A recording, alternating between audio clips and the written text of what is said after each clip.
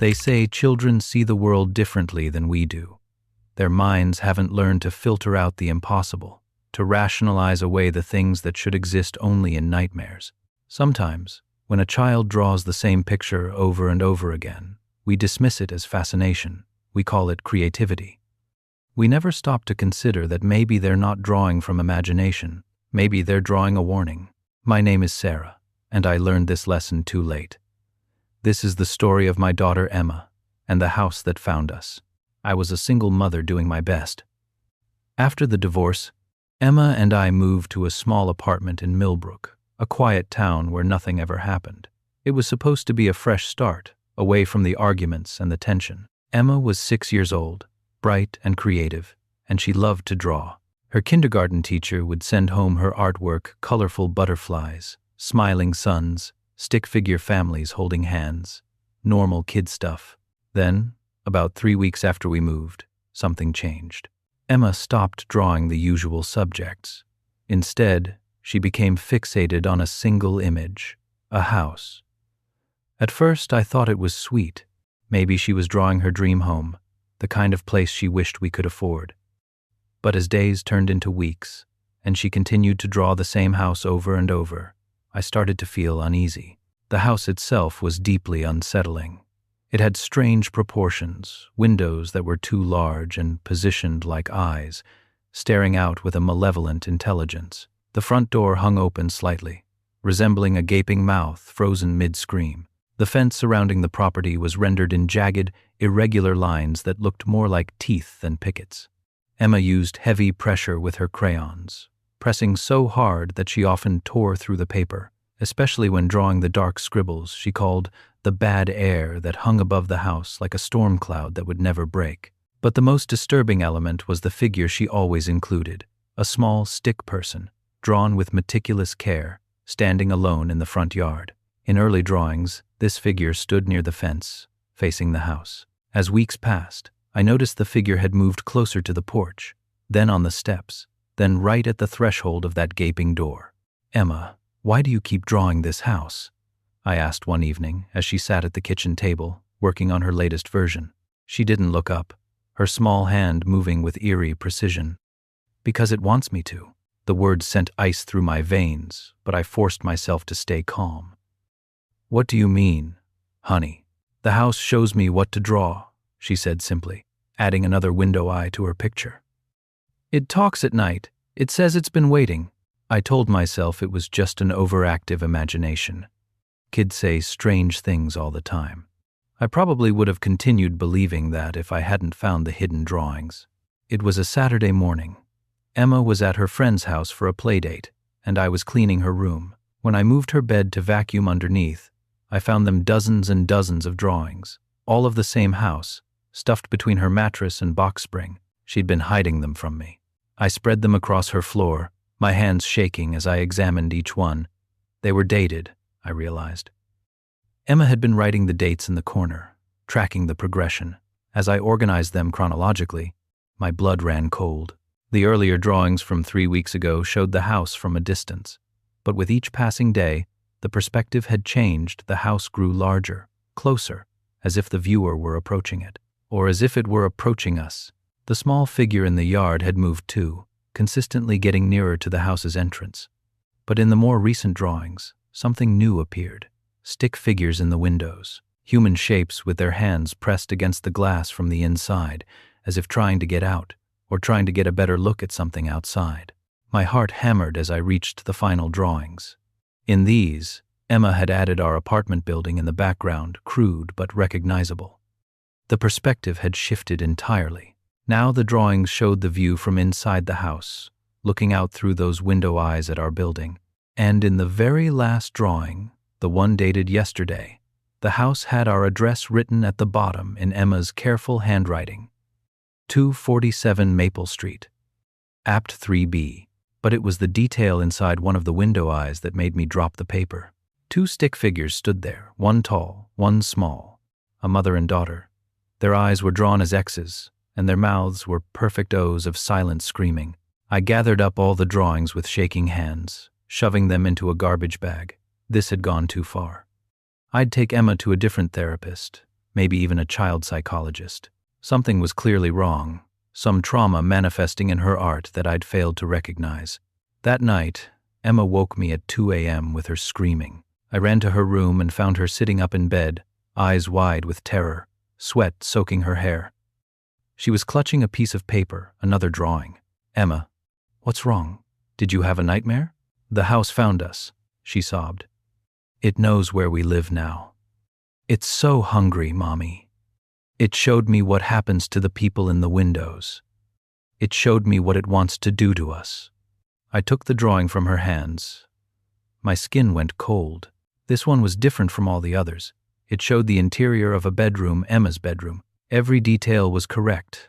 Her purple bedspread, the butterfly decals on the wall, even her stuffed rabbit on the shelf. But looking in through her window from outside was the house itself, somehow impossibly peering in with those window eyes, that door mouth stretched wide, and written across the top in shaky letters. "It can see me now." "Where did you get this?" I demanded. "Did you draw this just now?" "It was under my pillow," she whispered. "I didn't put it there. It wasn't there when I went to sleep. The house left it for me.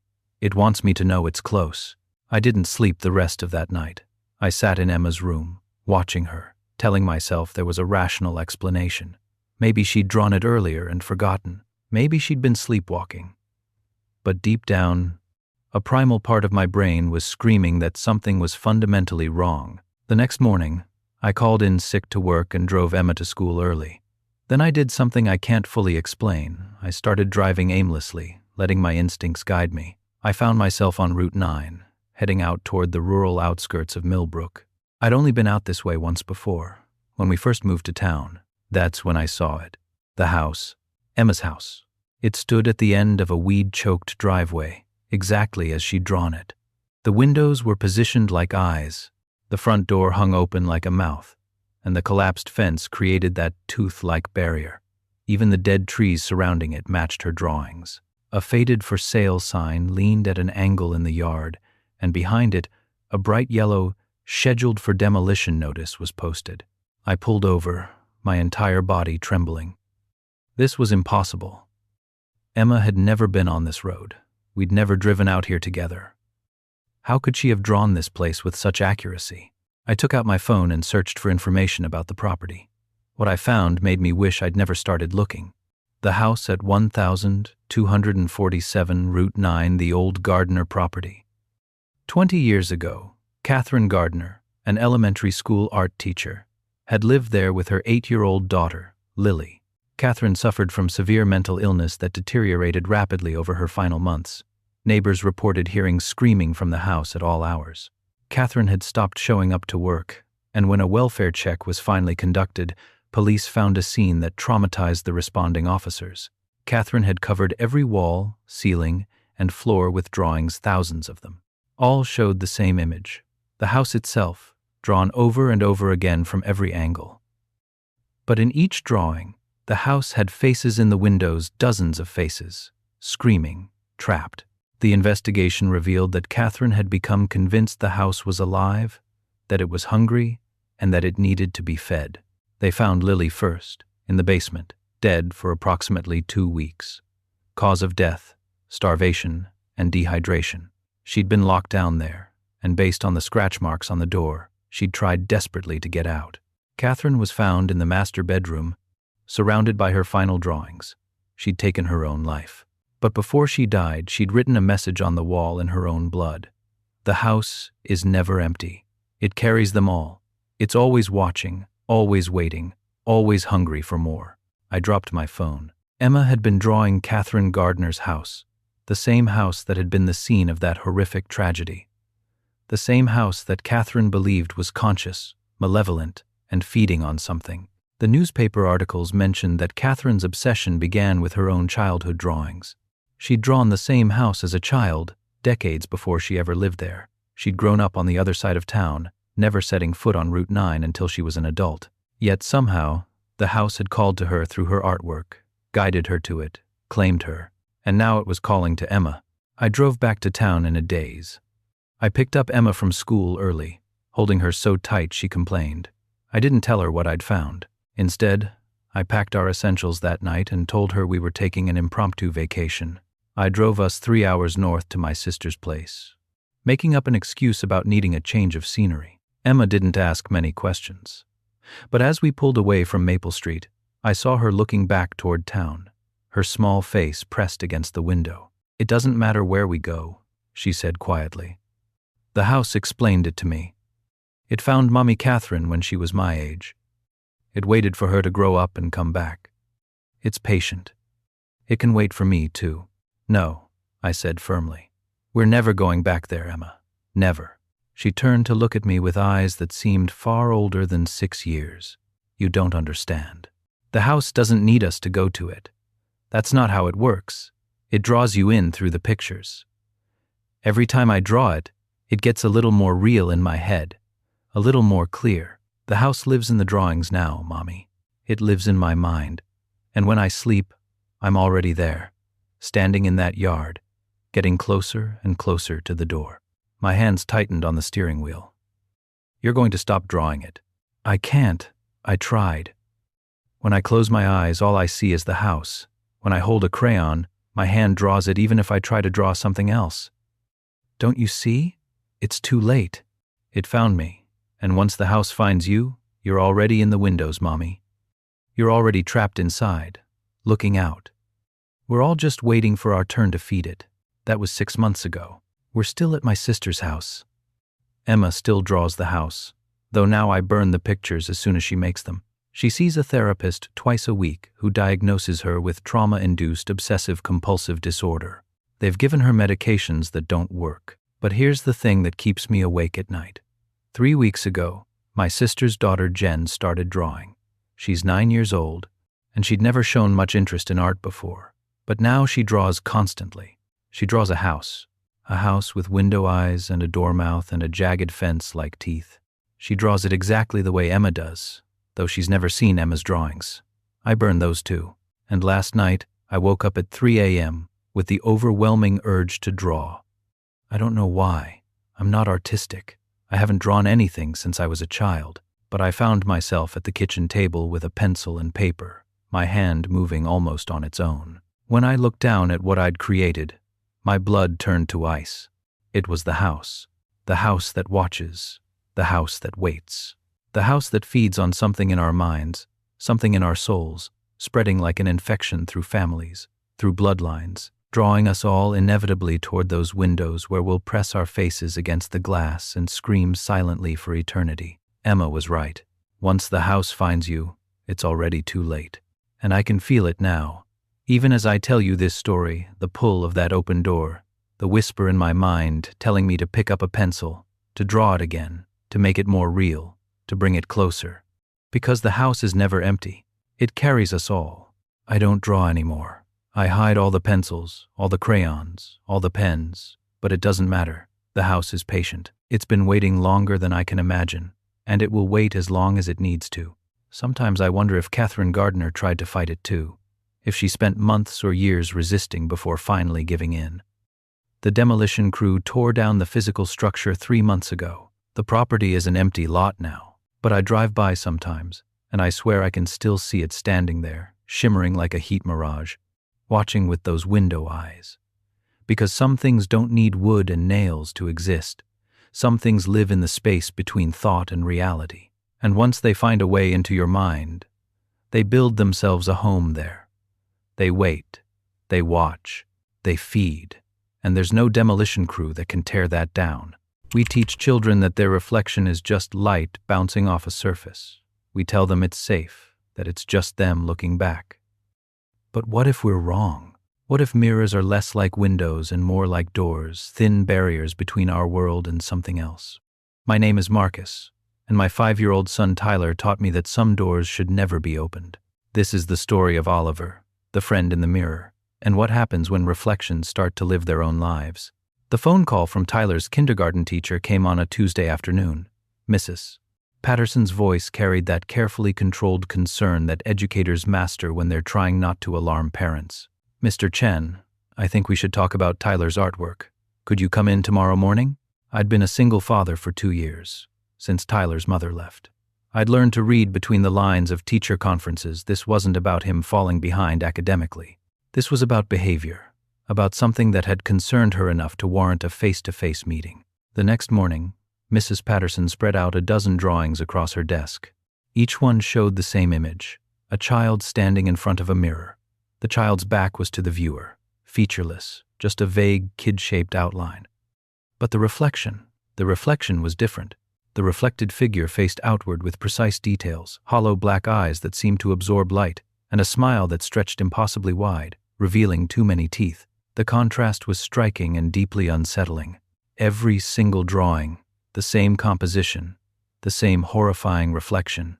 Tyler draws this during every art period, Mrs. Patterson explained, shifting uncomfortably. He's very focused when he works on these. He doesn't interact with the other children anymore. He just draws, and he talks to himself while he does it. Talks to himself? He says he's talking to Oliver. When I asked who Oliver was, Tyler said, "He's my best friend who lives in the mirror. He visits me every night and tells me secrets." I felt a chill that had nothing to do with the air conditioning. It's probably just an imaginary friend. Kids have those all the time. Mrs. Patterson met my eyes. "Mr. Chen, I've been teaching for 15 years. I know imaginary friends. This feels different. Tyler doesn't play with Oliver. He reports to him. And the way he talks about the mirror, he's waiting for something. He said yesterday that Oliver is almost ready to come all the way through. I took the drawings home and confronted Tyler that evening. He was in his bedroom, and I knocked before entering a rule I'd established to give him privacy. When I opened the door, I froze. His walls were covered in drawings, dozens of them, maybe over 100, taped edge to edge in a horrifying collage. All showed the same scene, but I could now see they formed a sequence, a progression. In the earliest drawings pinned to the left side of his room, the child and his reflection were clearly separated by the mirror's boundary. But as my eyes moved right, following the chronological development, the reflection changed. Oliver's hand reached through the mirror's surface. Then his arm emerged. Then his shoulder and head pushed through the glass like it was water. The most recent drawings on the far right wall showed Oliver completely emerged from the mirror, standing directly behind Tyler with pale hands resting possessively on Tyler's small shoulders. But the detail that made my stomach drop was this. In these later drawings, Tyler's reflection, the figure that should have been Tyler looking back from the mirror, had started to change. The reflection's eyes had darkened to the same hollow black as Oliver's. Its smile had begun to widen unnaturally. The reflection was becoming Oliver. "Tyler, what is all this?" I demanded, my voice sharper than I intended. He turned from his desk where he'd been drawing yet another iteration. "I'm keeping track," he said calmly, with a strange inflection that didn't sound quite like my son. "Oliver says it's important to document the process. He says when the switch is complete, you won't even know it happened." "The switch? What switch?" Tyler smiled, and for just a moment, it seemed a fraction too wide. "Oliver's been trapped in the glass for a very long time. He says there are others too, all waiting for someone on this side who's compatible. He chose me because we're the same age, we'd be perfect. When the switch is complete, he'll be here and I'll be there. We'll trade places." I tried to keep my voice steady. "Tyler, Oliver isn't real. Reflections aren't alive. This is just your imagination. That's what Oliver said you'd say." Tyler turned back to his drawing. "Adults can't understand because they stopped believing.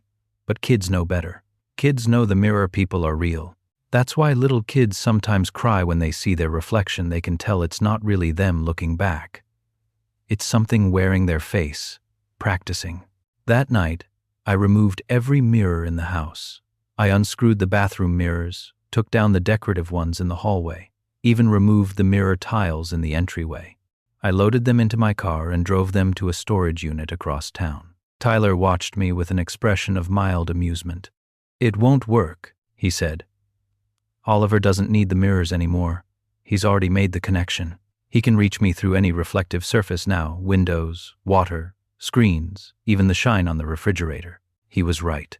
I started finding new drawings everywhere. Tyler drew mirrors on his bedroom wall in crayon large, detailed rectangles filled with that same haunting reflection. He drew them on his windows using his finger in the condensation. Once, I caught him in the bathroom at 2 a.m., drawing a mirror directly on the tiles with a permanent marker, whispering to it in a language I didn't recognize. His behavior changed in ways that terrified me beyond the drawings. Tyler had always been an expressive, talkative kid, maybe too talkative, his preschool teachers used to joke, but now he spoke in a careful, measured cadence, choosing words that seemed too sophisticated. He'd say things like, "That conclusion is erroneous," instead of, "That's wrong," or, "I find that proposition acceptable," instead of, "Okay." He stopped playing with his toys. Instead, he'd stand for hours in front of any reflective surface he could find, having conversations with something I couldn't see. I'd hear his voice from his bedroom, a question, a pause, then a response, but both voices were Tyler's, just with slightly different inflections. He was talking to himself, yet somehow having a genuine dialogue. One evening, I watched him from the doorway. He stood before the darkened window, the night turning the glass into a black mirror. His reflection was clearly visible, and he was whispering to it intently. "How much longer?" he asked. He paused, head tilted, as if listening. "It hurts when you're inside my head," he said. "It feels crowded, like there's not enough room for both of us." Another pause. I know. When the switch happens, I'll have the whole mirror world to myself, and you'll have my life." "But Oliver, what if I don't like it there? What if it's cold and empty?" Pause. "You promise I can have friends there?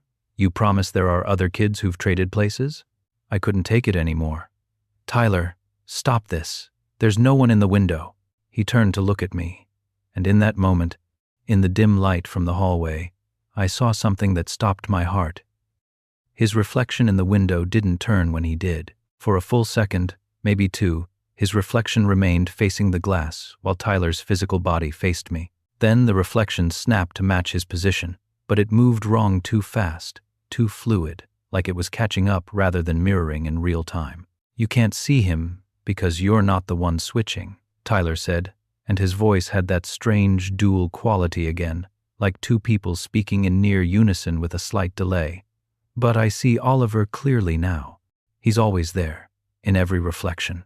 He's getting stronger. He's teaching me what it's like on his side, so I won't be scared when it's my turn." I made an appointment with a child psychologist the next day. Dr. Sarah Winters was a specialist in childhood trauma and dissociative disorders. I explained everything: the drawings, the imaginary friend, the mirror obsession, the changes in his behavior and speech. She met with Tyler 3 times before calling me in for a consultation. "Mr. Chen, I want to be careful how I phrase this," she began, her professional composure cracking slightly.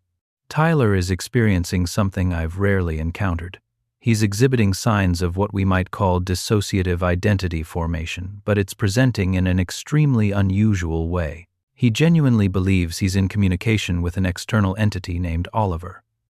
However, what's concerning is that Tyler's personality is changing to match what Oliver should be. It's almost as if he's being overwritten." Overwritten? His core personality traits are being suppressed or replaced. The Tyler you described from 6 months ago, energetic, warm, spontaneous, that child is fading. In his place is someone more controlled, more calculating, using speech patterns and vocabulary far beyond his years. In one session, he referred to his previous self in the past tense. He said, "Tyler used to be afraid of the dark, but that won't matter soon," as if Tyler is someone separate from himself. "What do I do?" Dr. Winters hesitated.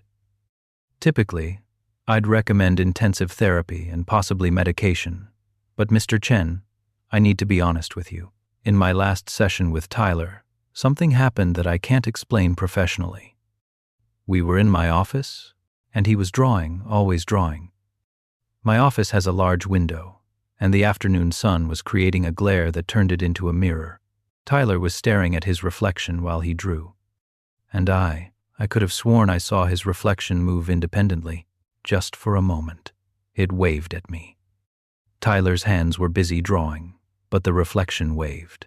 She took a breath, composing herself. "I don't believe in the supernatural, Mr. Chen. But something is very wrong here. And it may be beyond my field of expertise." That night, I barely slept. At around 3 a.m., I heard Tyler's voice from his bedroom. I crept to his door and listened. "It's time, isn't it?" Tyler whispered. "I can feel you now, Oliver. You're not just in the mirrors anymore. You're in here." He tapped his head. "You're in my thoughts. You're showing me how to move my face like you do. You're teaching me your smile." Silence. "Will it hurt? The switch?" Silence. "Okay. I'm ready. I'm tired of being me anyway. Your life looks better. The mirror world looks quiet. Peaceful. No one there expects anything from you." I burst through the door. Tyler sat cross-legged on his bed, facing his dark window. In the reflection, I could see him clearly, but something was wrong with the image.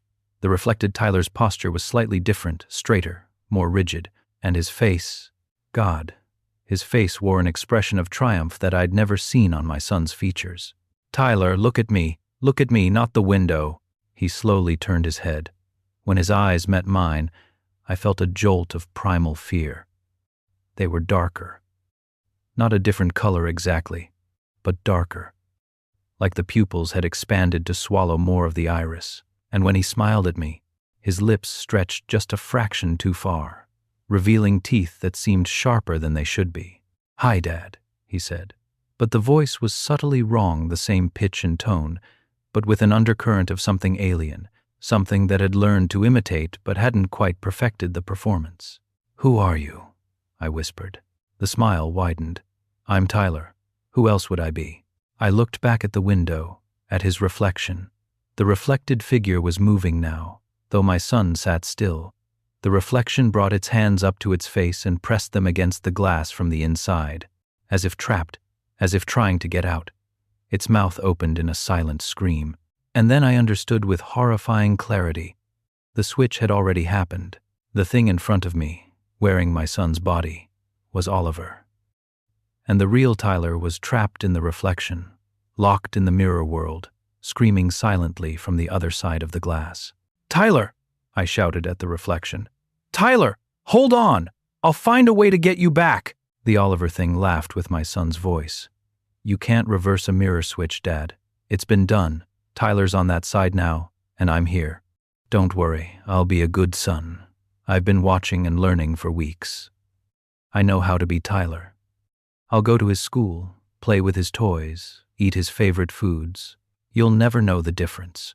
Everyone will know," I said desperately. "You're not him.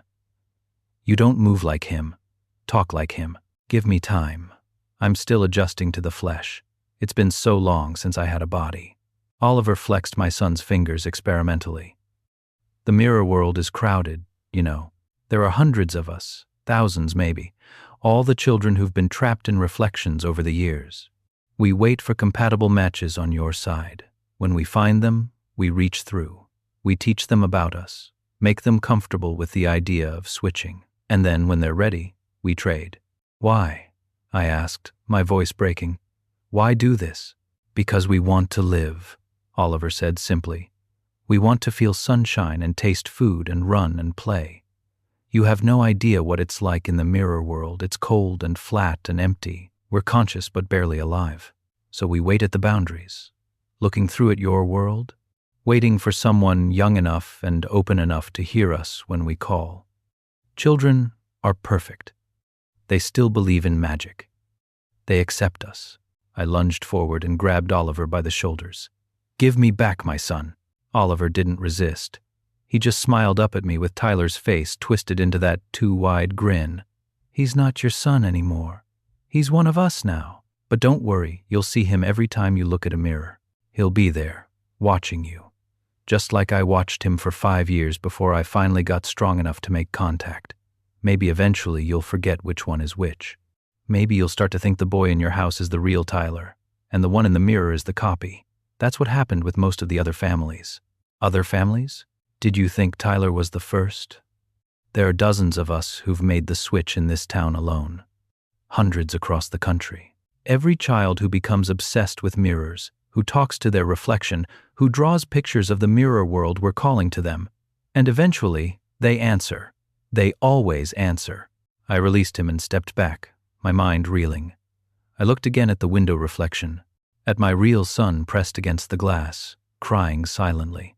Could I break the window? Would that free him? Or would it trap him in broken shards forever? Oliver watched me with calculating eyes. Breaking the glass won't work. The mirror world isn't physical. It's somewhere else. A dimension that overlaps with yours. That you can see through reflective surfaces, but can't reach. Tyler's body is here with me in it. Tyler's consciousness is there, trapped in the reflection of his body. There's no surgery that can fix this. No therapy that can undo it. The switch is absolute. I'll tell everyone, I said desperately. I'll tell them you're not Tyler. Go ahead, Oliver shrugged. They'll think you're crazy. They'll think you're an unfit father having a breakdown. They'll take me away from you and put me in foster care. Is that what you want? At least if I stay with you, you can see Tyler in the mirrors. You can talk to him, even if he can't answer. If I go to another family, you'll never see him again. He was right.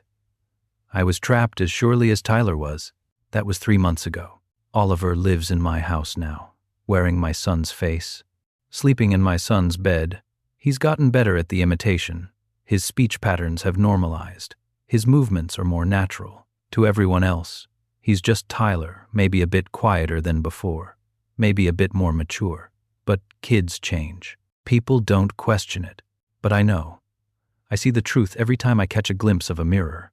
The real Tyler is always there, in every reflection, pressed against the barrier between worlds. He's aged in these 3 months, or maybe I'm just noticing details I missed before. He looks tired, scared, alone.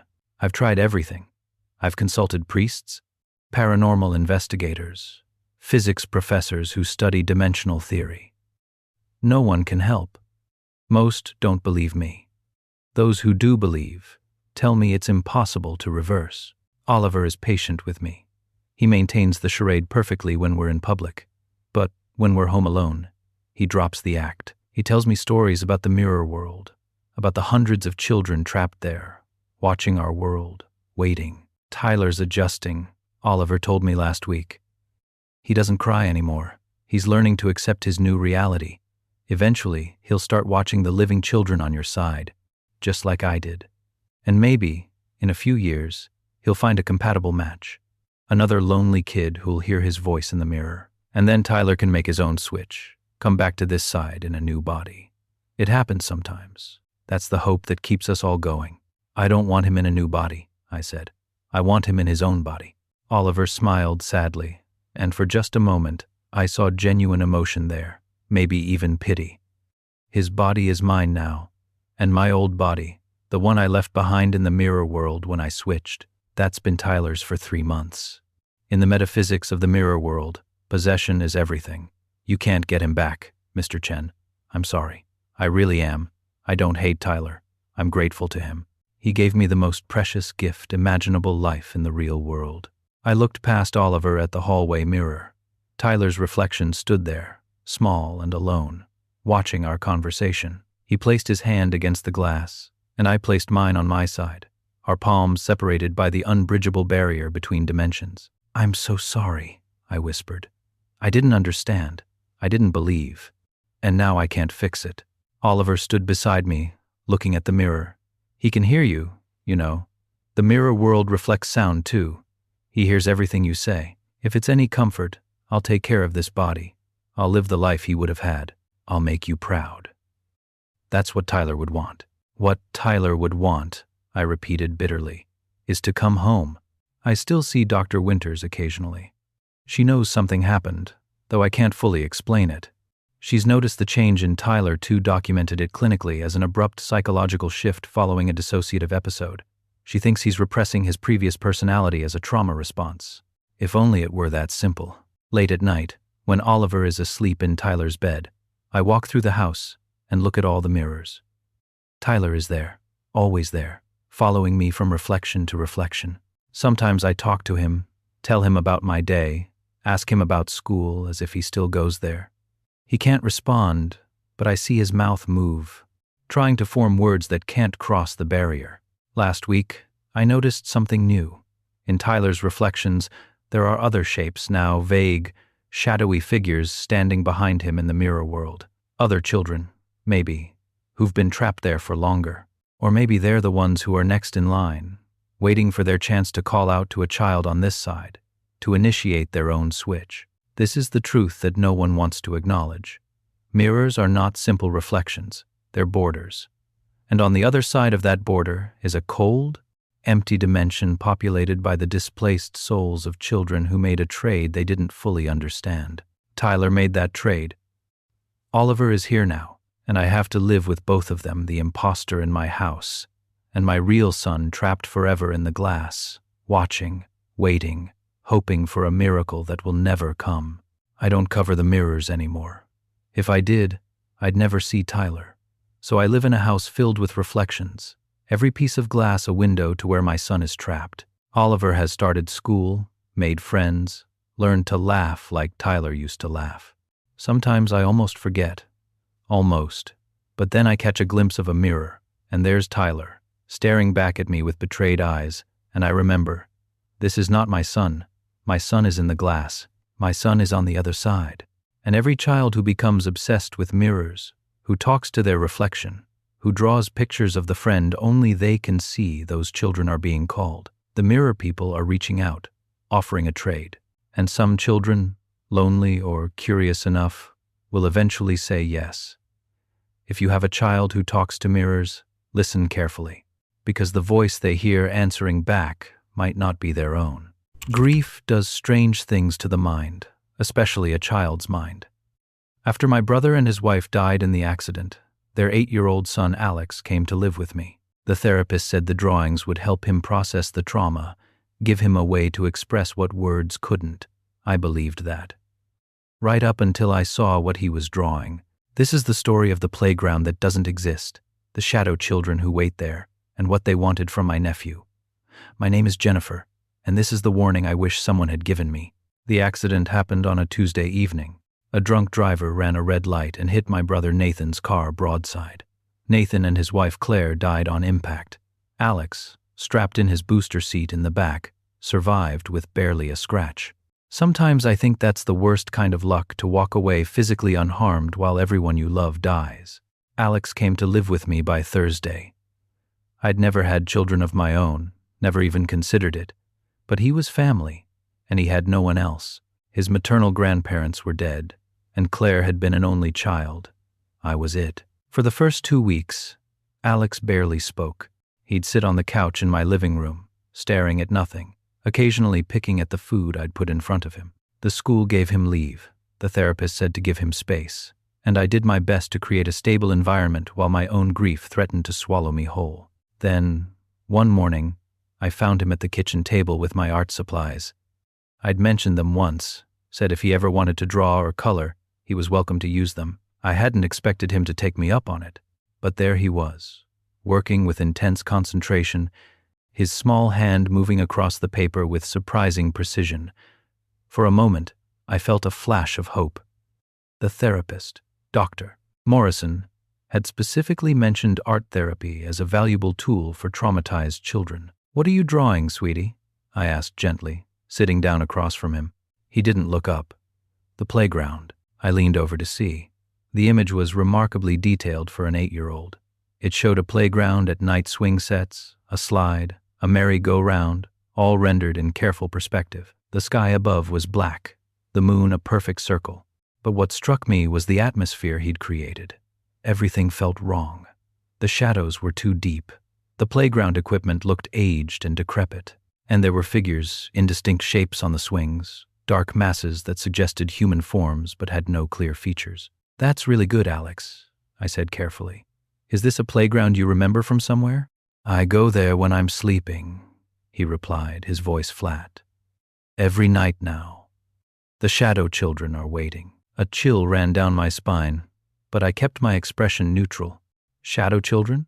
They don't have faces," he explained, finally looking up at me. His eyes seemed older than they should, haunted. "They sit on the swings and wait. They want me to come play with them. They say if I play long enough, I can stay forever." I managed to smile. "Well, it's just a dream, honey. Dreams can be weird after bad things happen." He returned to his drawing, adding more details to the fence surrounding the playground.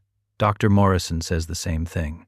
But it's not just a dream. I know because I wake up tired, like I've been running, And my feet are dirty sometimes, even though I went to bed with clean feet. That detail bothered me more than the drawing. I checked his sheets that night after he went to bed. There was dirt on them, small traces of soil near where his feet would rest. I told myself he must have gone outside at some point during the evening without me noticing. My house had a yard. He could have walked around. Kids do strange things when they're processing trauma. The drawings continued. Every day, multiple times a day, Alex would produce new versions of the same scene, the nighttime playground. What disturbed me was the evolution. Each drawing was more detailed than the last, adding elements I hadn't noticed before. He drew the playground from different angles from the entrance, from beside the slide, from underneath the monkey bars looking up. He drew the chain link fence with meticulous accuracy, every diamond shape of the mesh carefully rendered. He drew the ground with patches of dead grass and cracks in the concrete. And always, he drew the shadow children. At first, they were vague shapes, but as days passed, they gained more definition. I could make out arms and legs, heads and torsos. They remained featureless, like silhouettes cut from black paper, but they had posture, position, personality. Some sat slumped on the swings. Others stood in groups. One always stood apart from the rest, at the edge of the playground, and that one seemed to be watching. "Why do you keep drawing the same place?" I asked him one evening, trying to sound casual. Alex didn't pause in his work. "I have to remember it," he said. "The shadow children say it's important. They say when I remember it clearly enough, when I know every detail, then I'll be able to find my way there even when I'm awake. They say that's when I can finally stay." "Alex, honey, you don't want to stay in a dream. You have a real life here." "Do I?" He looked at me with those two old eyes. "Mom and Dad are gone. I don't have a home anymore. I'm just living in your house because you have to take me. But the shadow children actually want me. They're lonely. They've been waiting for someone to play with for a very long time." The session with Dr. Morrison that week didn't reassure me. "Alex is exhibiting signs of severe trauma response," she explained in her office while Alex sat in the waiting room. "The recurring dream, or what he perceives as a recurring dream, is his mind's way of processing loss.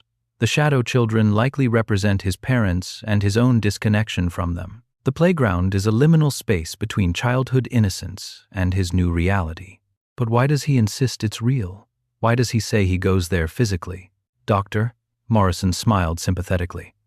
"Children have difficulty distinguishing between reality and imagination, especially when experiencing trauma. The dirty feet, the tiredness, these are psychosomatic responses. His mind is making his body react to the dream as if it were real. It's actually quite common. Should I take away his art supplies? Stop him from drawing it? Absolutely not. The drawings are his outlet. Better he processes through art than keeping it bottled inside. Give him space to work through this. The obsession will fade as he heals."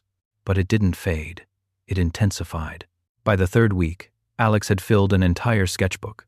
When I flipped through it, I realized he'd created a complete visual documentation of the playground from every possible angle.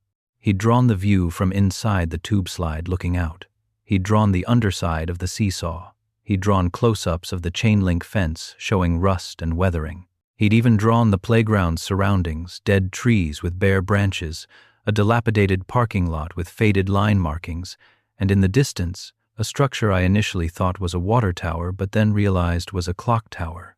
The clock tower appeared in every drawing that included the background, and it always showed the same time, 3:17. "Why is the clock always set to 3:17? I asked. Alex glanced at me. "That's when they're strongest. The shadow children. That's when the boundary is thinnest, they say. That's when kids who are between sleeping and waking can find the playground most easily." "Between sleeping and waking?" "You know, when you're not quite asleep but not quite awake either. When you can't tell if what you're experiencing is a dream or real. The shadow children say that's the best time to cross over. That's when I should come to the playground for real, not just in dreams." I felt ice in my stomach. "Alex, you can't go to a playground at 3:17 inches the morning. That's the middle of the night. It's not safe. The shadow children will keep me safe," he said simply. "They promise. They say once I'm there for real, I won't have to come back here. I won't be sad anymore. I won't miss Mom and Dad because I'll be with the other children who understand. That night, I set an alarm for 3:15 a.m. When it went off, I dragged myself from bed and went to check on Alex. His bed was empty. My heart lurched. I ran through the house, calling his name. I found him in the living room, standing at the window in his pajamas, staring out at the darkness.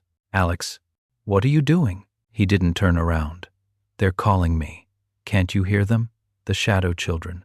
They're so close now. I can almost see the playground from here. I grabbed his shoulders and spun him to face me. His eyes were open but unfocused, like he was sleepwalking. Alex, wake up! You're dreaming! He blinked slowly, and awareness returned to his face. I was in my bed. I was sleeping. But then I heard them. They said it's almost time. They said I'm almost ready. I took him back to his room and sat with him until he fell asleep again. But when I checked his feet in the morning, they were dirty, covered in dried mud and bits of dead grass. I started locking his bedroom door from the outside at night. I felt terrible about it, like I was imprisoning him, but I was terrified he'd sleepwalk outside and get hurt. The first night I did it, he pounded on the door at 3:17 a.m., screaming that the shadow children were waiting, that he needed to go to them. The neighbors probably thought I was abusing him. I didn't care. I had to keep him safe. But the drawings became darker. Now, when Alex drew the playground, he included himself. A small figure, clearly meant to be him, standing in the center of the playground, and surrounding him in a circle were the shadow children, dozens of them, their dark forms pressing close. They're welcoming me, he explained when I found him working on one of these. They're showing me what it'll be like when I finally arrive. See, I'm in the center, and they're all around me, protecting me. And look here, he pointed to another element in the drawing. Outside the circle of shadow children, barely visible at the edge of the page, was another figure. This one was drawn with lighter strokes, almost translucent. It looked like Alex, but faded, ghostly. What's that? I asked, my mouth dry. That's the me that stays behind, Alex said matter-of-factly. The shadow children explained it. When I go to the playground for real, when I join them, a part of me has to stay here. A shell, they called it. It'll look like me and act kind of like me, but it won't really be me. The real me will be with them, playing forever, never getting older, never being sad. The shell will stay here and grow up and do all the things you want me to do, but inside, it'll be empty. Does that make sense? No, I whispered. Alex, that doesn't make sense. You can't split yourself like that. You're one person. The shadow children did it, he said. They were all real kids once. They lived in the real world. But they were sad, or lonely, or something terrible happened to them. And the playground called to them, gave them a place where nothing bad could ever happen again. When they went there, their bodies stayed in the real world, but their selves, their real selves, went to the playground. Some of the bodies that stayed behind are still out there, walking around, living lives. But they're empty. Shells. The real kids are in the playground, waiting. I called Dr. Morrison in a panic. She agreed to see us the next day, but her explanation was the same. Dissociation, trauma response, a coping mechanism where Alex was fantasizing about escape from his grief. But that night, I couldn't sleep. I got up at 2 a.m. and went to Alex's room. He was sleeping peacefully, and I felt ashamed for doubting the professional assessment. Of course, this was psychological. Of course, the playground wasn't real. Then I saw his latest drawing on his desk, and my blood turned cold. It was a photograph. No, not a photograph. A drawing so detailed it looked like a photograph. But pinned behind it was an actual photograph, old and faded, and the playground in Alex's drawing was identical to the playground in the photograph. I pulled the photo out with shaking hands. The back had writing in faded blue ink, Riverside Playground, Summer 1985. I grabbed my laptop and searched for Riverside Playground. What I found made me want to vomit. Riverside Playground had been built in 1978 on the outskirts of town, near the old industrial district. It was rarely used because of its remote location. In 1986 and 1987, 7 children disappeared from the surrounding neighborhoods over a 3-month period. They were aged 6 to 10. No bodies were ever found. No suspects were ever identified. but witnesses reported seeing children playing at Riverside Playground after dark, specifically around 3:17 a.m. When police investigated, they found no one there. The sightings continued sporadically. People would drive by and see figures on the swings, shapes moving through the playground equipment, always at night, always around the same time. In 1987, the city council voted to demolish the playground. It was torn down, the equipment hauled away, the ground covered over. The area remained undeveloped, just an empty lot now, overgrown with weeds. The last reported sighting was in 1993. A police officer on patrol saw children playing where the playground used to be. He stopped to investigate. According to his report, he saw approximately 15 to 20 figures, child-sized, moving among what appeared to be playground equipment that was no longer physically present. Figures were dark, lacking detailed features. When I approached, they turned toward me in unison. I retreated to my vehicle and called for backup. By the time backup arrived, figures had vanished. The officer took early retirement shortly after. The department labeled him unreliable due to stress. I sat in the darkness of my living room, the laptop screen glowing, staring at the old photo of Riverside Playground, the chain-link fence, the distinctive clock tower in the background, the layout of the equipment. Every detail matched Alex's drawings, but Alex had never been there. The playground was demolished before he was born. He'd lived on the other side of town with his parents. There was no way he could have seen this place, no way he could have known these details, unless he really was going there, not to the physical location, but to wherever the playground had gone when it was demolished, to the place where the 7 missing children had disappeared to, where their shadow forms still waited. At 3:17 a.m., I heard the doorknob to Alex's room rattling, then his voice, calm and certain. "Aunt Jennifer, you need to let me out now. They're here. The shadow children. They're right outside my window, and they're ready to take me to the playground. The real me needs to go. If you keep me locked in here, only half of me will go, and the other half will be stuck, and that would be bad. Please unlock the door." I didn't move. I sat frozen on the couch, listening to his voice. "The shadow children say you can come too if you want. They say there's room for adults who are sad. They say anyone who's lost someone can find them at the playground. Your brother is there, Aunt Jennifer. Uncle Nathan. They say he's been calling for you. Don't you want to see him?" Tears streamed down my face. I did want to see Nathan. God, I wanted that so badly. "He's waiting with the shadow children," Alex continued. "He says he misses you. He says it's nice there. No pain, no grief. Just the playground and the others who understand. All you have to do is come to my room, unlock the door, and we'll go together. We'll find Uncle Nathan. We'll find my mom and dad, everyone we've lost. They're all at the playground, waiting." I bit my lip so hard it bled, trying not to respond, not to give in to the terrible temptation, because part of me wanted to believe him. Part of me wanted to go to that impossible playground and find my brother again. "Last chance," Alex said, and his voice was different now, layered, like multiple children speaking in unison. "The shadow children are leaving. They can't wait forever. If I don't come now, I'll have to keep dreaming about the playground for weeks more, getting sadder and sadder, until the next time they can reach through. Please, Aunt Jennifer, please let me go where I'm wanted." The doorknob stopped rattling. I heard soft footsteps moving away, then silence. I waited until 4 a.m. before I gathered the courage to unlock his door. Alex was in bed, sleeping peacefully, but his feet were filthy, covered in mud, dead grass, and what looked like rust stains from old metal. In the morning, I bundled him into the car and drove to where Riverside Playground used to be.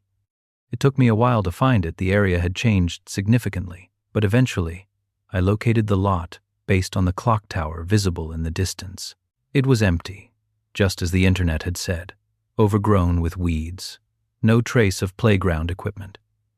But when I looked at the ground, I saw something that made my hands tighten on the steering wheel. Small footprints in the dirt, dozens of them, leading in circles, converging at a central point. Child-sized footprints, recent, from the look of them. "We should go," Alex said from the back seat. His voice was quiet, resigned. "You won't let me join them, I understand. But you shouldn't be here. The shadow children don't like adults who refuse them. They might decide you need to stay instead. I drove away so fast I left tire marks. Dr. Morrison recommended an inpatient psychiatric facility. She thought Alex needed intensive treatment, possibly medication for what she termed severe dissociative episodes with psychotic features. I agreed, not because I thought she was right about the diagnosis, but because I hoped professionals in a controlled environment could keep him safe better than I could. Alex has been there for 2 months now. I visit him 3 times a week. He's calmer on the medication, quieter, more distant. He doesn't draw the playground anymore. The doctors consider this progress. But last week, when I visited, one of the other children in the facility, a 9-year-old girl named Sophie, was in the art room. She was drawing while we talked. I glanced over at her work and felt my heart stop. She was drawing a playground, a nighttime playground with a chain-link fence and a clock tower in the background showing 3 to 17. Shadow figures sat on the swings. "Sophie," I said carefully, "what are you drawing?" She looked up and smiled. "The place where the sad kids go. The shadow children showed it to me in my dreams. They say I'm almost ready. They say just a few more nights, and I'll understand enough to find my way there for real." I looked at Alex. He met my eyes and gave the smallest nod. "They're still calling," he whispered. "The medication makes it harder to hear them, but they're still calling. And they're calling to other kids too. Kids like Sophie, kids like me, sad kids with nowhere else to go." "How many?" I asked. "How many kids are they calling to?" Alex's expression was distant, like he was listening to something I couldn't hear. "All of them. Every sad kid in every town. The playground is big, Aunt Jennifer. It can hold lots of children. And it's always growing, making room for more. The shadow children say eventually everyone will find their way there. Everyone who's lost enough to hear the call." I left the facility and sat in my car for an hour, shaking. I should tell someone, but tell them what? That a demolished playground is calling to traumatized children? That shadow figures are stealing kids by promising them escape from grief? No one would believe me. They'd think I was as delusional as they think Alex is. But I know the truth now. The playground exists, even though it was torn down 35 years ago. It exists in that space between dreaming and waking, between the world and somewhere else. And it's hungry. Not for bodies, those stay behind. Empty shells that sleepwalk through life. It's hungry for the souls of sad children, collecting them like toys, adding them to the growing circle of shadow children who wait on the swings and whisper to the next ones who are ready to join them. Alex was right about one thing. I can see Nathan there if I let myself. I know because last night I dreamed about the playground for the first time. I stood at the entrance, looking through the chain-link fence, and in the distance, among the shadow children, I saw a figure I recognized, taller than the others. An adult shadow standing at the back of the playground, watching me. Nathan. The shadow children parted to let me see him clearly, and even though he had no features, I knew he was smiling. He raised one hand and beckoned. "Come play, little sister. Come remember what it's like before grief, before loss, before pain." I woke up at 3:17 a.m. with dirt on my feet. Alex is still in the facility. They've increased his medication. He barely speaks now, barely draws. The doctors call this improvement. But I've seen his eyes when he thinks no one's watching. He's not here anymore. Not really. He's already at the playground in all the ways that matter. The shell of him that remains is just going through the motions, waiting for permission to finally stop pretending. And every night, I dream of the playground. I see Nathan. I see the shadow children waiting. And every night, I wake up a little more tired, a little more tempted, with a little more dirt on my feet. I don't think I'll be able to resist much longer. None of us can, because the playground never stops calling, and eventually, every sad person who hears that call will answer. The question isn't if you'll go to the playground. The question is, how long can you resist before you realize there's nothing left to stay for? We assume that the walls of our homes protect us. We lock our doors, install security systems, create safe spaces where nothing from the outside can reach us. But what if I told you that some things don't need doors or windows to enter? What if the threat was already inside, waiting in the spaces between the walls, patient and hungry? My name is Rebecca, And I learned that some families don't live in houses, they live in the cracks and shadows, watching, waiting for an invitation. This is the story of the Smile family, and how my daughter let them in. Moving to the Westbrook apartments seemed like a fresh start. After the divorce, I needed something affordable, clean, and close to Lily's school. The apartment was perfect, 2 bedrooms, updated kitchen, decent neighborhood. The landlord mentioned it had been vacant for 6 months, which I thought was odd for such a nice unit, but I didn't question my luck. Lily was 7 years old, quiet and creative. The divorce had been hard on her. She'd stopped talking as much, spent more time alone in her room. Her therapist said this was normal, that she needed time to adjust to the new living situation. Drawing was her outlet, her therapist explained. Let her express herself through art. For the first week, everything seemed fine. Lily drew the usual things, flowers, animals, rainbows. Then one afternoon, about 10 days after we moved in, I noticed a change in her artwork. She'd started drawing people, stick figures, like any child would draw. But these were different. The figures had enormous heads, perfectly circular, and their mouths were drawn as wide, curved lines that stretched far beyond the boundaries of their faces. The smiles were grotesque in their exaggeration, extending up toward where ears would be, filled with tiny vertical lines representing teeth, far too many teeth for a human mouth. There were 4 figures, 1 tall, 1 squat and wide, and 2 smaller ones. Lily had labeled them in her careful handwriting: Other Mommy, Other Daddy, Other Sister, and Other Me. Lily, honey, who are these people? I asked, trying to keep my voice light. She didn't look up from her coloring. My other family. They live here with us. In the apartment? In the walls. She said it so matter-of-factly, as if it were the most obvious thing in the world. They've been here a long time. They were here before us. They're happy we came because they were lonely. Other Mommy says she's been waiting for a real little girl to take care of. I felt a prickle of unease, but dismissed it.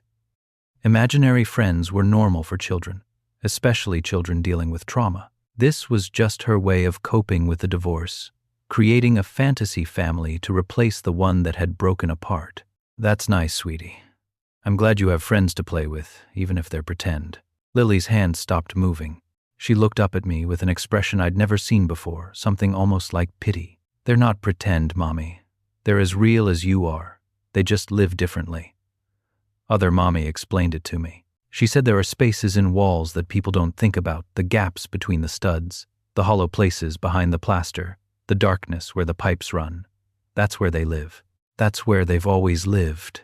In every building, in every house. Most people never know they're there, but some people can hear them. Special people. People like me. The way she said, special people, made my skin crawl. Lily, there's no one living in our walls. That's not possible. She returned to her drawing, adding more details to the Smile family. Other Mommy said you'd say that. She said adults forget how to see the truth, but I can see them. Sometimes, out of the corner of my eye. Just for a second, and I can always hear them, especially at night. They whisper through the walls. They tell me stories. They tell me they love me more than you do, because they chose me, and you just had me by accident. Lily? I was genuinely shocked. That's not true. You were very much wanted, your father and I. Dad left, she interrupted, her voice flat. He left both of us, but the Smile family will never leave. They can't leave. They're part of the building. Other Mommy says that's better. She says love is stronger when you don't have a choice. I didn't know how to respond to that. I made an appointment with her therapist for the following week, but in the meantime, I tried to create normalcy. I took Lily to the park, to the library, to her favorite restaurant. She went through the motions but seemed distant, distracted, as if part of her attention was always somewhere else. And the drawings multiplied. I'd find them everywhere on the kitchen table, on her bedroom floor, stuffed in drawers, tucked under couch cushions, always the same 4 figures with their grotesque smiles. But they began to evolve. Lily started adding context, drawing scenes. One drawing showed the Smile family sitting at a dinner table. The plates in front of them were empty, but their mouths were open impossibly wide, and she'd drawn darkness inside, pure black, as if their mouths were holes leading to nothing. Another showed the Smile family standing around a bed where a child slept. They were leaning over the sleeping figure, and Lily had drawn small lines radiating from their heads toward the child, which she explained were love rays. Other mommy says they watch me sleep, she told me. They watch me every night to make sure I'm safe. They love watching me. They say I'm the most beautiful thing they've seen in so long. The most disturbing drawing appeared about 3 weeks after we moved in. I found it on the refrigerator, held up by a magnet. It showed our living room, rendered with surprising accuracy for a 7-year-old. The couch in the right place, the TV positioned correctly. Even the lamp was accurate. The Smile family stood in the center of the room, those massive grins facing outward. But in the corner, barely visible, was another figure. This one was drawn normally, no exaggerated smile, realistic proportions. It was a woman with long hair, and she was pressed into the corner with her hands over her face. The body language screamed fear. I recognized my own features in that figure. Lily, what is this? Why did you draw me scared? She glanced at the picture. That's not now, that's later. Other mommy showed me. She said eventually the Smile family won't stay in the walls anymore. She said they're getting stronger because I believe in them. And when you believe in something enough, it becomes real in new ways. She said soon they'll be able to come all the way out, and when they do, you'll finally see them too. But you'll be scared because you don't understand. You'll try to make them go away. But they won't go away. They can't. They belong here more than we do. My hands were shaking. Lily, I want you to stop drawing these pictures. I want you to stop talking about the Smile family. They're not real, and this is becoming unhealthy. I can't stop, she said simply. They ask me to draw them. It makes them happy. And when they're happy, they whisper nice things. But when they're sad, when I don't draw them, the whispers turn mean. Other mommy gets angry. She says ungrateful children need to be taught lessons. I don't want to make her angry, Mommy. You don't know what it's like when she's angry. I took away all of Lily's art supplies. Pencils, crayons, markers. I boxed them up and hid them in the top of my closet. If she couldn't draw the Smile family, maybe the obsession would fade. That night, I woke up at 2:47 a.m. to a strange scratching sound.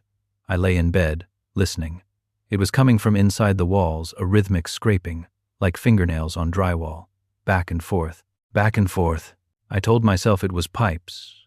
Old building, settling foundations, normal apartment noises. Then I heard the whisper. It was so faint I almost thought I'd imagined it. A voice, muffled and distant, coming from somewhere inside the wall behind my headboard. Rebecca, Rebecca, we see you. We've always seen you. Why do you try to keep us from our girl? We love her more than you do. We'll never leave her. Never, never, never. I shot out of bed and turned on every light in the apartment. The whispering stopped. The scratching stopped. Everything was silent. I checked on Lily. She was asleep, but there was something clutched in her hand. I carefully extracted it and felt my stomach drop. It was a drawing, a new one, but I'd taken away all her art supplies. There shouldn't be any way for her to draw. The image showed our apartment building from the outside at night. The windows were dark except for 2 hours.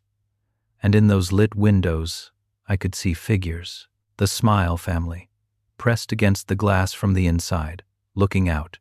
Their massive grins were clearly visible even in the small scale of the drawing. And written across the bottom, "They can reach through now." Other mommy says the walls are just suggestions. I turned the paper over. On the back, in handwriting that wasn't quite Lily's, similar but shakier, cruder, was a message. We are closer than you think. We live in the spaces you ignore. We are the darkness between the walls. And Lily invited us further in. Every drawing is an invitation. Every time she believes in us, we become more solid, more real, more here. Thank you for bringing her to our home. We've been so lonely. I didn't sleep the rest of that night. I sat in the living room with all the lights on, trying to convince myself this was a prank or a psychological episode or anything other than what it appeared to be. When morning came, I started packing. We were leaving. I didn't care about the lease or losing the deposit. We'd stay in a hotel until I found somewhere else to live. But when I went to Lily's room to tell her, I found her sitting cross-legged on her bed, surrounded by dozens of new drawings.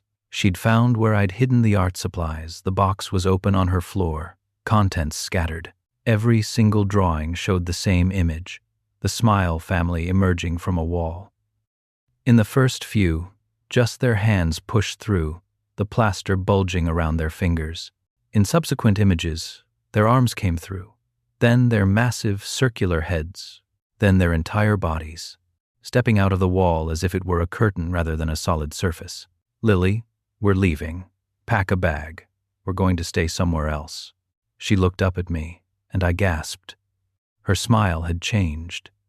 It was wider than it should be, not impossibly wide, not like her drawings, but wider than her face normally allowed. The corners of her mouth stretched just a bit too far toward her ears. "We can't leave, Mommy. Other Mommy says we belong to them now. She says this is our home, and they're our real family. She says you can join us if you want. You can be part of the Smile family too. All you have to do is stop fighting, stop being scared, just accept that they love us and want to take care of us forever and ever and ever." "Lily, stop this. You're scaring me." "Other Mommy says fear is just another kind of love. She says when you're scared of something, you're paying very close attention to it, and attention is the same as love. So really, you already love the Smile family. You just don't know it yet." I grabbed her arm and pulled her toward the door. She didn't resist, but she also didn't help. She was dead weight, forcing me to drag her. As we passed through the living room, I heard its scraping sounds inside all the walls now, surrounding us, and whispers, dozens of them, overlapping. "Stay, stay, stay with us. We're your family now. We'll never let you go. Never, never. You belong between the walls with us. It's so nice here in the dark, so quiet, so forever." I got Lily to the front door and reached for the knob. My hand passed right through it. I tried again. The knob looked solid, but my hand couldn't grasp it. It was like trying to hold smoke. "Other Mommy did that," Lily said calmly. "She says we need to stay for the welcoming ceremony. She says tonight's the night they come all the way through. She says they've been preparing, getting stronger, and now they're ready. Tonight we'll meet the Smile family face to face. Isn't that exciting?" The walls began to bulge. In a dozen places throughout the apartment, the drywall pushed outward, creating round protrusions like something was pressing against it from the other side. The paint cracked. Small pieces of plaster fell away. And then I saw them. Hands, pale, elongated fingers pushing through the walls, reaching into our living space. I ran to the window, thinking we could climb out. We were only on the second floor. But when I looked outside, my reflection in the glass showed something behind me. I spun around, but there was nothing there. When I looked back at the reflection, I saw them clearly. The Smile family, standing right behind Lily and me, even though they weren't visible in the actual room. They existed in the reflection, but not in reality. Not yet. The one Lily called Other Mommy was tall and impossibly thin. Her circular head was easily 3 feet in diameter, and her smile stretched all the way around, not just side to side, but wrapping toward the back of her head. Inside that smile was darkness, the same empty darkness Lily had drawn. Other Daddy was squat and wide, his smile showing row after row of small, pointed teeth. The two smaller figures, Other Sister and Other Me, flanked them, their grins identical and horrifying. As I watched in the window's reflection, Other Mommy raised one long-fingered hand and waved at me. Then she pointed at Lily, then at herself, and made a gathering motion, a clear message. "Lily belongs to us now." "Lily," I whispered. "Do you see them? In the window?" She looked at the reflection and smiled, that too-wide smile that was becoming more grotesque by the moment. "I've always seen them, Mommy. I told you. They're my real family, and tonight you'll be able to see them without mirrors. They're almost all the way through." The bulges in the walls grew larger. I could see shapes now, the outline of heads, shoulders, bodies pushing through. The drywall cracked and split. Dust filled the air. I did the only thing I could think of. I grabbed Lily and pulled her into the bathroom, the only room with no exterior walls, only plumbing. I locked the door and turned on every faucet, letting water run. I don't know why, some instinct that running water might protect us, an old superstition I half remembered. The scratching intensified outside the bathroom door. The whispers became clearer. "Let us in. Let us see our daughter." She invited us. She drew us into being. We're real now because she believed. You can't keep us out. We're already inside. We've always been inside. The walls are just suggestions. Everything is just suggestions if you believe hard enough. Lily sat on the closed toilet lid, completely calm. "They're right, Mommy. You can't keep them out. Other Mommy explained it to me weeks ago. Every time I drew them, they became more real. Every time I talked to them, they got stronger. Every time I believed in them, they pushed a little further through the barrier between the wall space and the living space. And now they're strong enough to come all the way through. Strong enough to be seen. Strong enough to touch. Why?" I was crying now. "Why would you do this?" "Because they love me," Lily said, and her eyes were distant, dreamy. "They chose me. They want me. And when you're 7 years old and your dad leaves and your mom is always stressed and tired, and you hear voices in the walls telling you that you're special, that you're wanted, that you're loved more than anything, you believe them. You want to believe them. And belief is all they needed." The bathroom door began to bulge inward. The wood creaked and splintered. Long fingers pushed through the cracks, reaching for us. I looked at my daughter, at her too wide smile, at her eyes that seemed darker than they should be, at the way she held herself with a strange, stiff posture that wasn't quite human. "Lily, are you still in there? Is this still you?" She tilted her head at an odd angle, considering. "I'm me and I'm other me. We're merging," other Mommy says. "Becoming one," she says, in the Smile family. "No one is alone. Everyone is part of everyone else. It's beautiful, Mommy. You'll see. When they take you, when they make you part of the family, you'll understand. You'll smile like we smile forever and ever and ever." The door exploded inward, and for the first time, I saw them clearly, without mirrors or reflections. The Smile family stood in the doorway. They were exactly as Lily had drawn them: massive circular heads, grotesque grins, bodies that seemed wrong, proportioned like stick figures stretched into 3 dimensions.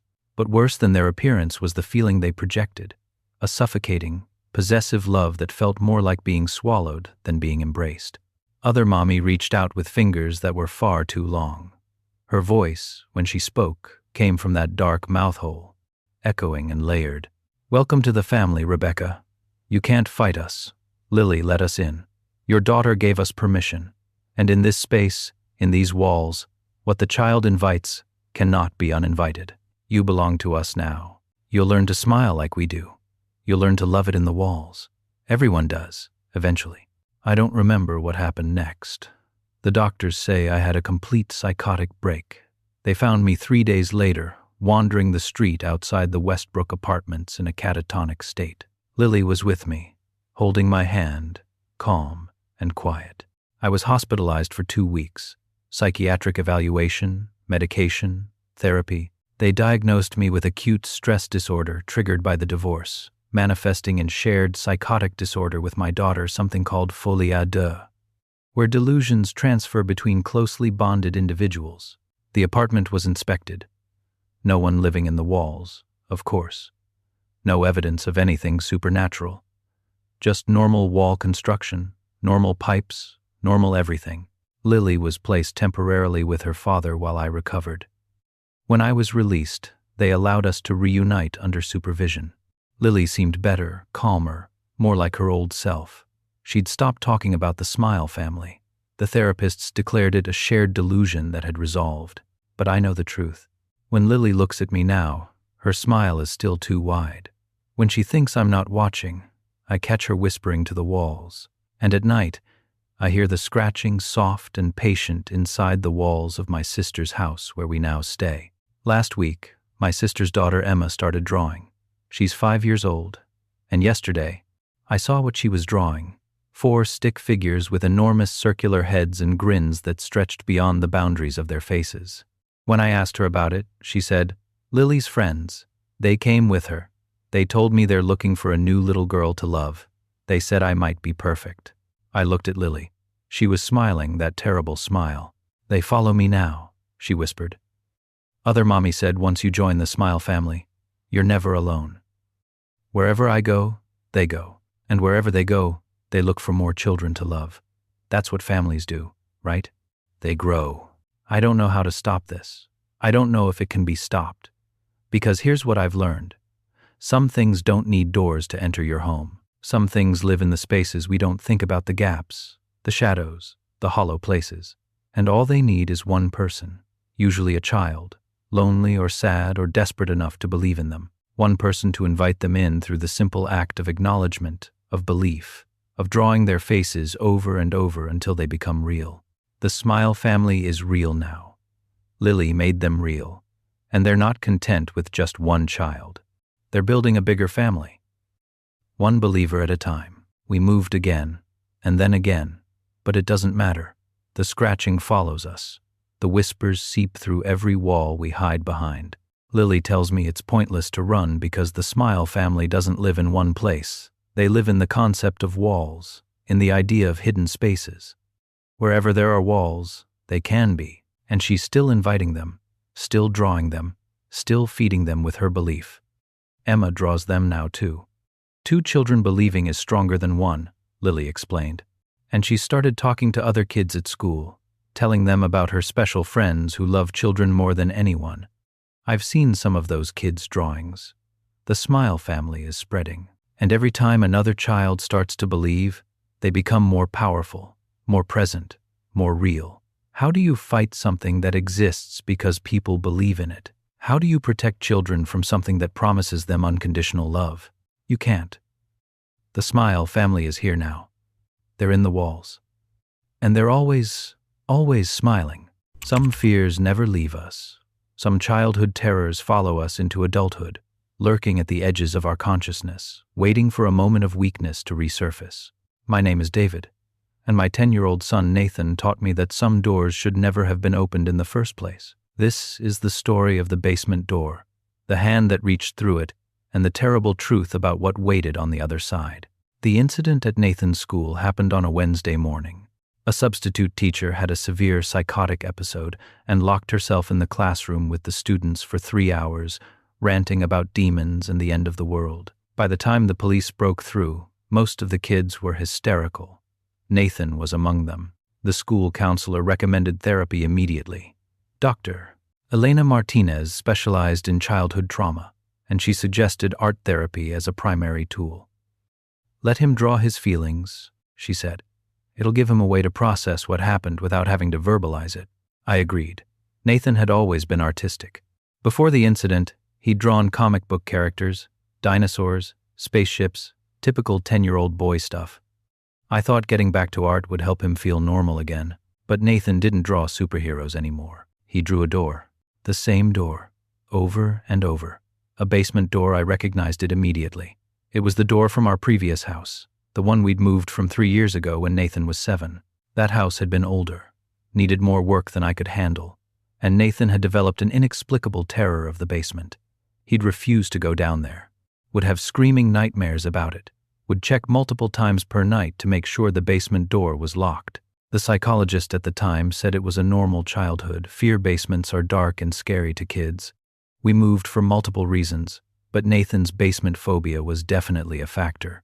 In our new house, the basement was actually a finished lower level with windows and carpet bright and unthreatening. Nathan had been fine for 3 years, until now. His drawing showed the door in meticulous detail. The 6 panels, the old brass doorknob, the slight warp in the bottom left corner where moisture had warped the wood. But the disturbing element was how he drew it slightly ajar, maybe 6 inches of darkness visible through the gap, and reaching out from that darkness was a hand. A child's hand. Small, pale, with fingers splayed and pressed against the door frame as if trying to push through.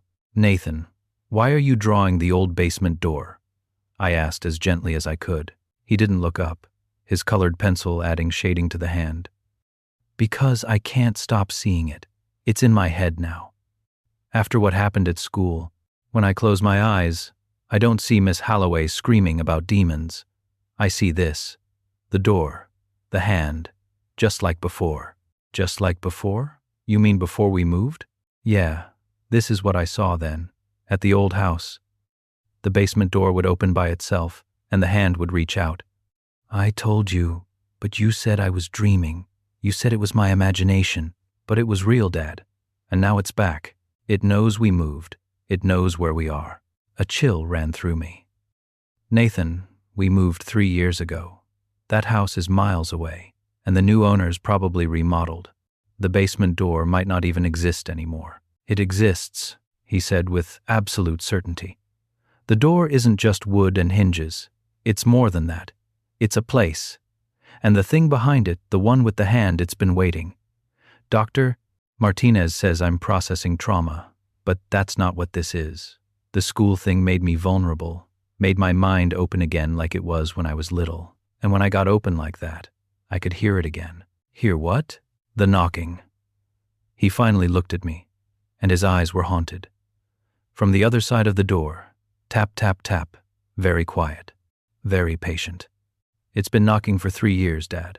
Even though we left, even though we moved away, it's been knocking in that basement, waiting for me to remember it, waiting for me to open the door again. I scheduled an emergency session with Dr. Martinez.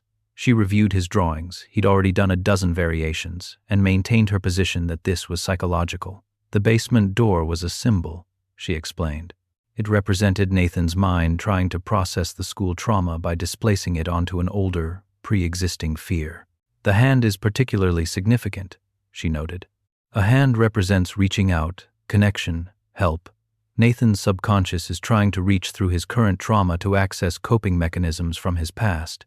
This is actually a healthy sign. But the drawings didn't stop. They multiplied and evolved. Within a week, Nathan had created what could only be described as a sequential narrative. When I arranged the drawings, in the order he'd created them, he'd helpfully dated each one. I could see a progression that made my blood run cold. In the earliest drawings, the hand reached just past the doorframe, fingers extended. But in subsequent images, the hand reached further. An arm began to emerge. Then a shoulder. The darkness around the door grew deeper, more textured, spreading across the page like ink bleeding through paper. In the most recent drawings, the door was fully open. A figure stood in the threshold, a child-shaped silhouette, completely black except for 2 white circles where eyes should be. And behind this figure, Nathan had drawn what looked like dozens more hands reaching out from the darkness, overlapping, clutching, all trying to get through. Nathan, what are all those hands? I asked, my voice shaking. The others, he said flatly. The first one, the one that was always trying to reach me, he's almost through now. But he's not alone. There are more behind him, lots more. They've been waiting in the dark behind the door. And when the first one gets through, when the door opens all the way, the rest will follow.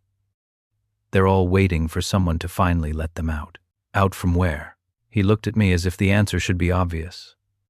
From the in-between place, the place behind basement doors, the place where lost things go.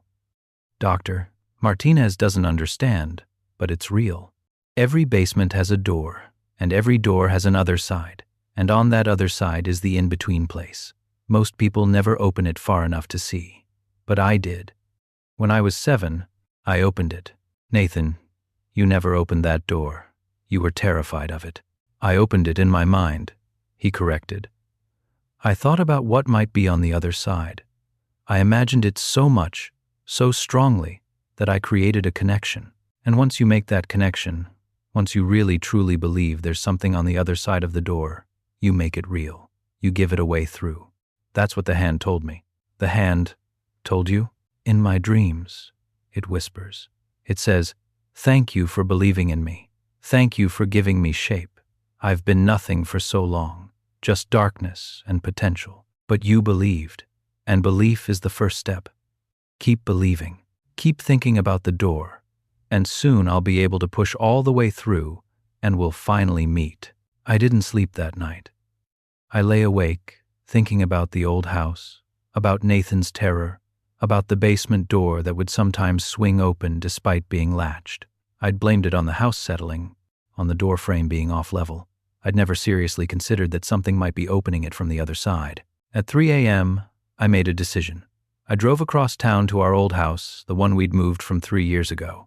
I hadn't been back since the day we closed the sale. It looked different now the new owners had painted it, updated the landscaping, replaced the windows. but it was unmistakably the same structure. I sat in my car across the street, watching. Lights were on inside. A family lived there. Now I could see children's toys in the yard. Everything looked normal, peaceful. Then, as I watched, every light in the house went out simultaneously. Not gradually, as if someone were turning them off room by room, but all at once, as if the power had been cut. A moment later, a single light came on. In the basement window, the window was partially below ground level, and from my angle, I could only see the upper portion. But in that dim, flickering light, I saw movement. A shadow passed across the window, something tall and thin, moving with an odd, jerky gait. Then another shadow. And another. Multiple figures moving in that basement, visible only as dark shapes against the weak light. My phone rang, nearly causing me to jump out of my skin. It was 3:17 a.m. The caller ID showed unknown number. I answered without thinking. Hello? For a moment, only silence. Then, a child's voice, distant and hollow. David, you came back. The door remembers you too. Nathan opened the way, but you're connected as well. You lived here. You felt the presence. You knew something was wrong. That makes you part of this. Come inside, David. Come see what's waiting. Come see what your son invited in. The call ended. Every light in the house came back on at once. Through the windows, I could see a figure standing at the front door backlit, impossible to make out clearly. It raised one hand and waved at me. A child's wave. Slow and deliberate. I drove away so fast I left rubber on the road. The next day, I did something I'd been avoiding. I called the people who'd bought our old house. I made up an excuse about a storage box I thought might have been left behind, asked if they'd found anything in the basement. The woman's voice was strained. The basement? No, we don't really go down there much. Our daughter says she hears things. Knocking. And the door to the stairway, it keeps opening on its own. We've had 3 different contractors look at it. They say there's nothing wrong with the latch, but it still swings open. Usually around 3 inches the morning. The sound wakes us up. My mouth went dry. Your daughter, has she drawn any pictures? How did you? She stopped. Yes, she has. Pictures of hands reaching out from darkness. Her therapist says it's night terrors manifesting as art. Why? Did your son do that too when you lived here? Mrs. Patterson, you need to move out of that house. Excuse me? I can't explain it in a way you'll believe, but trust me.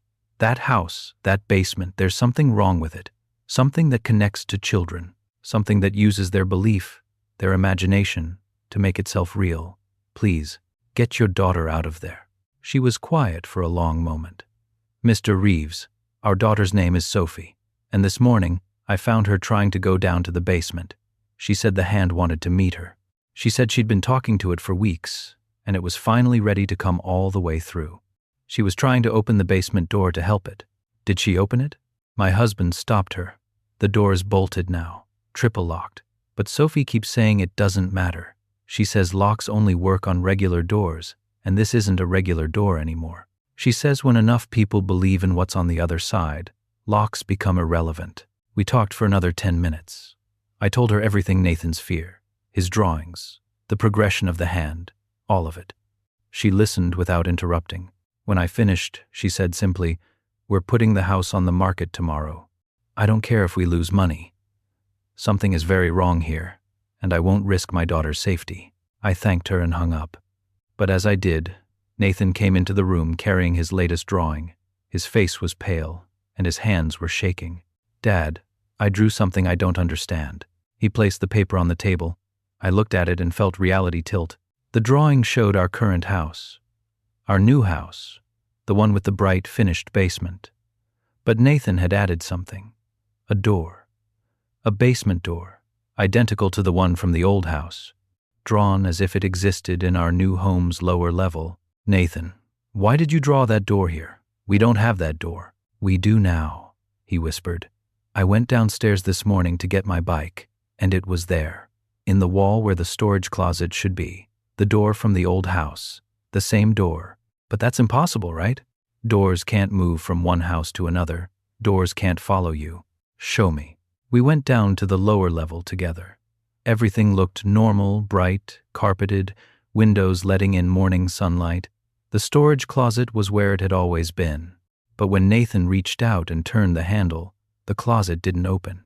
Instead, the entire section of wall swung inward like a door. And behind where the closet wall should have been was the old basement door, the 6-panel door from our previous house, with the warped bottom corner, the brass handle, everything. It stood there impossibly, existing in a space that shouldn't contain it, a door that led somewhere. How? I breathed. It followed me, Nathan said. Or I brought it with me. I don't know which, but I've been drawing it so much, thinking about it so intensely, that it's become more real than the actual house. It's more real than walls or distance or logic. It exists because I believe in it, and now it's here. The door was closed, but as we stood there, I heard it, tap, tap, tap, knocking from the other side. Patient, deliberate, waiting. What do we do? Nathan whispered. Before I could answer, the door swung open, not all the way, just 6 inches, exactly as Nathan had always drawn it. And there, in the gap, was the hand. A child's hand, pale and reaching, fingers extended toward us. But this time, I could see more. An arm, a thin shoulder, and the suggestion of a face in the darkness beyond those white circle eyes staring out with desperate hunger. A voice came from behind the door, that same hollow, distant child's voice from the phone call. Nathan, you've believed in me for so long. You've given me shape, given me purpose, given me a way through. I'm almost here. Just a little more. Just open the door all the way. Let me out, please. It's so dark in the in-between. I've been alone for so long. We all have. All the lost things, all the forgotten things, all the things that fell through the cracks of the world. We've been waiting behind every basement door, hoping someone would believe hard enough to let us through. You believed. You're the first in years. Please, please let me out. Nathan took a step toward the door. I grabbed his arm. Nathan, no, don't. It sounds so sad, he said, his eyes fixed on that reaching hand. So lonely. That's how it tricks you. That's how it gets children to open the door. The hand stretched further through the gap, becoming an arm, a shoulder, a head beginning to push through. The figure was emerging, pulling itself into our reality inch by inch. I did the only thing I could think of. I grabbed Nathan and ran. We raced upstairs, and I pulled him out the front door into the daylight. We can't go back in there, Nathan was saying. It's coming through now. I believed too much, drew it too many times. I made it strong enough. We stayed at a hotel that night. And the next night. And the night after that. I hired a contractor to seal up the lower level to wall off the entire space. I didn't tell him why, just said we wanted to reduce square footage to save on heating. He called me 3 days into the job, his voice shaking. Mr. Reeves, there's something down here I don't understand. There's a door, an old basement door that's not on the blueprints, and it's warm. The wood is warm, and I can hear something on the other side. I don't want to continue this job. I'm sorry. I'm leaving. 3 contractors refused the job. Finally, I poured concrete myself, bags and bags of it, sealing off the stairway to the lower level, entombing whatever was down there. Nathan still draws the door. He can't stop. But now the drawings have changed.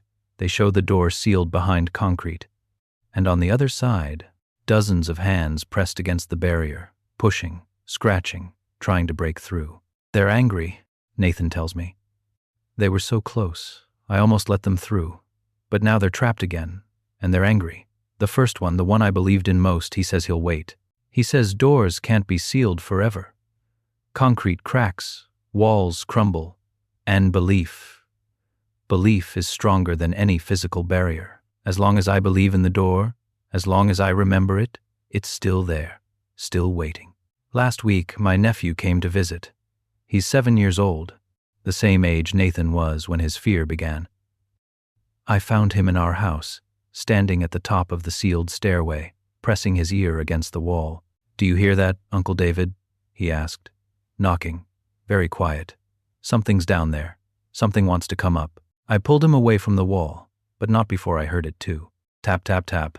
Patient, deliberate, waiting.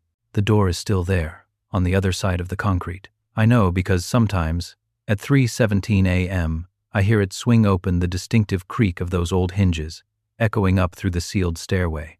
And I know that one day, the concrete will crack.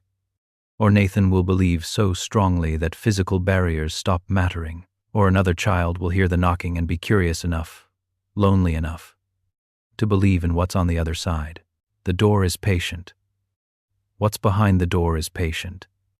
They've been waiting in the in-between place since long before we found them.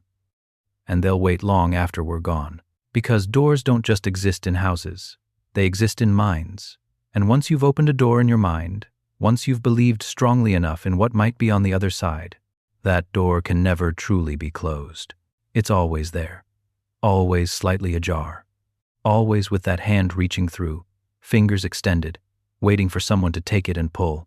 We still live in this house, above the sealed basement. Nathan is 11 now. He sees a therapist twice a week. The drawings have slowed but never stopped. He says the voice behind the door still whispers to him, especially when he's falling asleep, that vulnerable time between waking and dreaming when belief becomes reality.